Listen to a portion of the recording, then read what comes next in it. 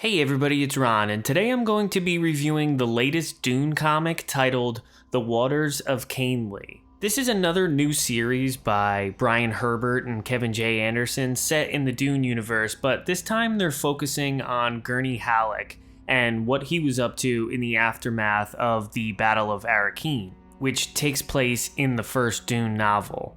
And I have to say, I think this is probably my favorite comic they've done so far. It also has my favorite art from any of these books so far as well. If you're a newcomer to the Dune comic books, they're relatively new. Boom Studios is publishing them, and so far they've done an adaptation of their Dune prequel titled House Atreides, as well as a couple one-shots focusing on the Battle of Arrakeen. And I was getting a little sick of that time period, but luckily this comic pretty much starts right after that, and we get a Gurney Halleck focused story, which is really refreshing to read. So yeah, like I said, I was getting a little sick of seeing this battle in every comic, but they keep it real short in the beginning just to show you that Gurney survives with about 70 other Atreides soldiers, and they turn to a life of smuggling now that their house has pretty much been destroyed. But Gurney never loses sight of his revenge. So I'm going to start off with the artwork by Francesco Mortarino, because like I said, this is my favorite artwork in a Dune book so far, and I like that he sticks with the same designs that were established in the Dune graphic novel and the House Atreides comics, but also puts his own style into it as well. It seems very anime influenced, and that doesn't seem like it would work for something like Dune, but it does here. And one thing that I really like about all of these comics so far is that they didn't have to take influence from the movie and make the characters look like the actors who portrayed them in the film. And although I liked Josh Brolin as Gurney in the movie, I was glad that they switched up his look for the books. I also like that this is more colorful and fantastical than the movie, because when I read the books, I pictured something closer to this, more 60s sci-fi without getting too silly, but not as muted as the film. I like the look of the movie as well, but it's nice to get a different flavor with these books. So this first issue takes some time setting up Gurney's new life as a smuggler, and it was cool to see him play the balisette and show what he was doing in this time period that was glossed over in the book. So I definitely think it's interesting that Brian Herbert and Kevin J. Anderson are starting to explore some of the untold stories of characters like Gurney, and it'll give a little bit more context for when he eventually shows up later in the first Dune book. This comic also gives us a brief origin of Gurney when he was on Giedi Prime, and this is all from the second Dune prequel book called House Harkonnen, which I have a review of on my channel. I'll put it in the description. I'm glad they put this in here too, because it shows you his tragic past and why he hates the beast Raban so much, and as a reader it definitely makes you want him to get his revenge. Unfortunately, Dune fans already know the outcome from the first book, but they have Gurney come up with a plan to hurt Raban and the Harkonnens other than a fight between the two of them to the death, because, spoilers, we know that doesn't happen, even though I kind of wish that happened in the original book, knowing that Raban was the one who gave Gurney his Inkvine scar. It would have been cool to have Gurney be the one to kill Raban, but oh well. A lot of the supporting characters also look really great in this book, and you can tell that Francesco really put the work in to give everyone a specific and interesting look. I also really like the way the Harkonnen soldiers look, and this panel with the flags and the water supply dropping down with Raban there overseeing everything is really epic. Adding Count Fenring to the mix is also a welcome addition, and it'll be really interesting to see how this partnership between Gurney and Fenring plays out, because you can tell neither of them trust each other, and they shouldn't. It's really fun to see Gurney take on this role of a smuggler, and it's turning into a really cool revenge heist type of story, which is really unique for the Dune universe. The art by Francesco Mortarino is still really great.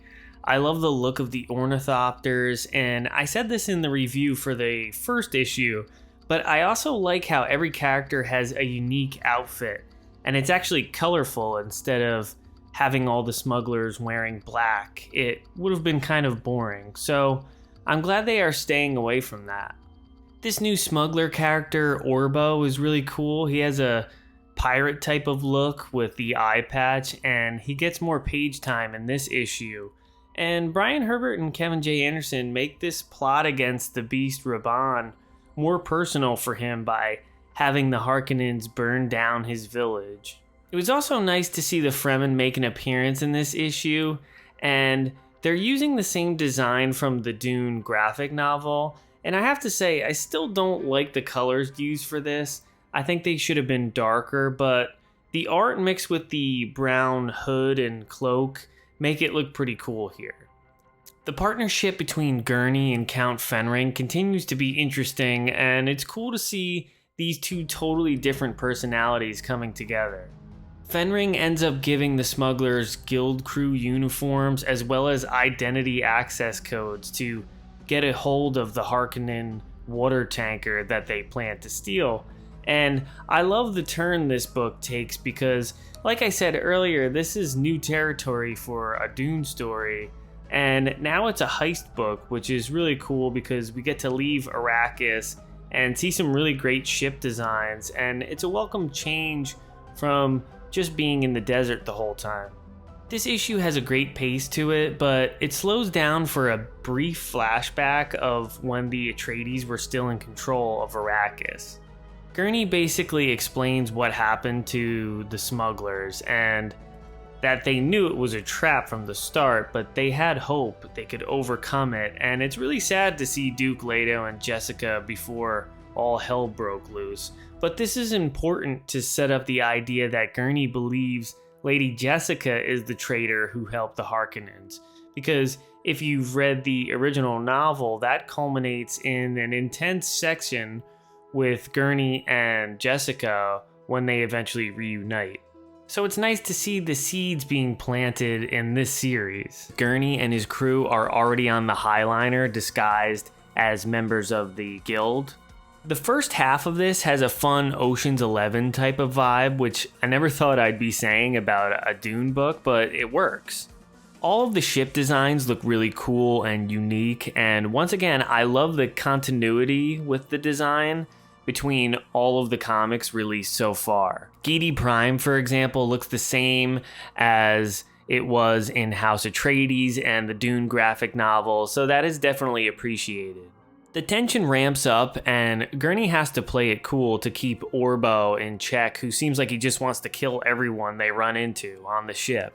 And I'll just say, this did not turn out the way I thought it would, because even though it would have been kind of predictable if they just pulled this mission off with no problems, I still think that would have given Raban a reason to lose it and want to retaliate against Gurney and his crew, but this was a total loss for his team. This issue also cuts back and forth between Gurney and his men on the Highliner and the Fremen Steban, who they previously made a deal with. This first little section with the Fremen has one of the best looking sandworms I've seen in these comics so far because it looks so massive and scary, and I really like the look of the teeth. Things turn south when Gurney and his men think they only have to go up against 7 other men before they can depart, and they're surprised by about 20 more Harkonnen soldiers.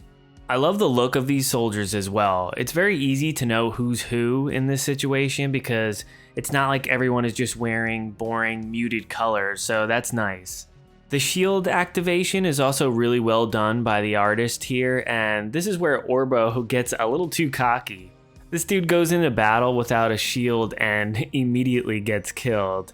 It's a shame because I like this character, but yeah, he was pretty foolish, and this is a big loss for Gurney because not only do they not get the water tanker, but he loses a lot of valuable men, so it's a huge setback. And these other guys are rightfully freaking out because they just wasted all that time on this heist and everything went wrong. But the cool thing about this issue is that Gurney doesn't let this break his spirit, and he looks suspiciously determined, and it cuts to him suiting up in a Harkonnen uniform that he kept from their mission. So from here we move to Carthag, where Raban is celebrating their victory against the smugglers. Raban's look in this is very stylized, and it's not how I pictured the character personally. I think the House Atreides comic is more in line with how I see Raban in my head, but I have to say I'm kind of digging the Raban who looks like he's a Street Fighter character in a weird way. It just works for this particular story. I also love this panel of Raban towering over his men with the Harkonnen flag underneath him. It's great.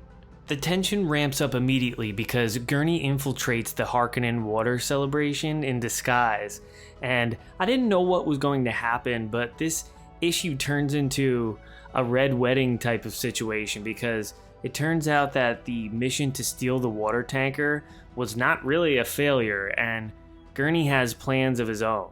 He poisoned the whole water tanker, and the only one who survives is Raban because he drinks wine instead of water during this celebration. And it was kind of unclear what happens to Raban. I guess he just runs away. That was the only kind of weird thing about this issue, but I love this brutal revenge that Gurney gets, and he outsmarted everyone.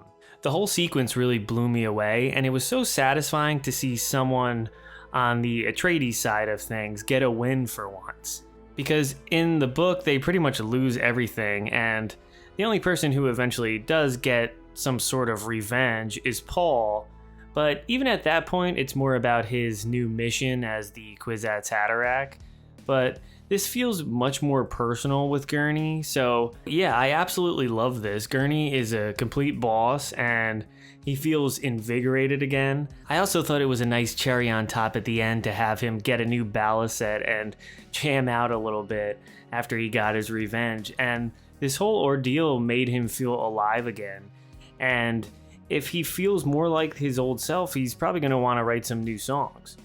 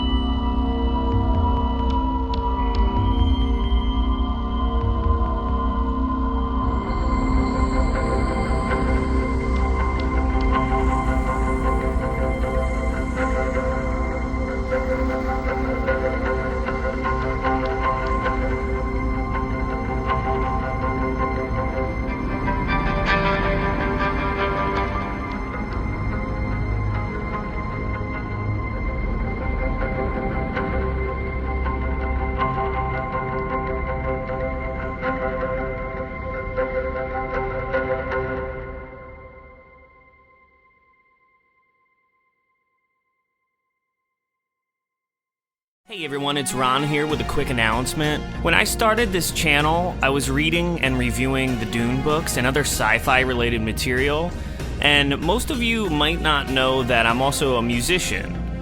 So when I was reading these sci-fi books, I started to get inspired and decided to make my own soundtrack to use for my videos, and now I'm excited to tell you all about the first volume in the Ron Reviews original soundtrack collection. This album includes the first 17 tracks featured on my channel, and it's available now exclusively on Bandcamp. Be sure to check the description of this video for the link to the album. Thanks so much for the support so far. I know I'm just starting out, but I hope you're having as much fun as I am. So check out the original soundtrack Volume 1 on Bandcamp. This music is great if you want something moody and atmospheric to listen to while you're reading some science fiction. I think you're going to love it. Thanks.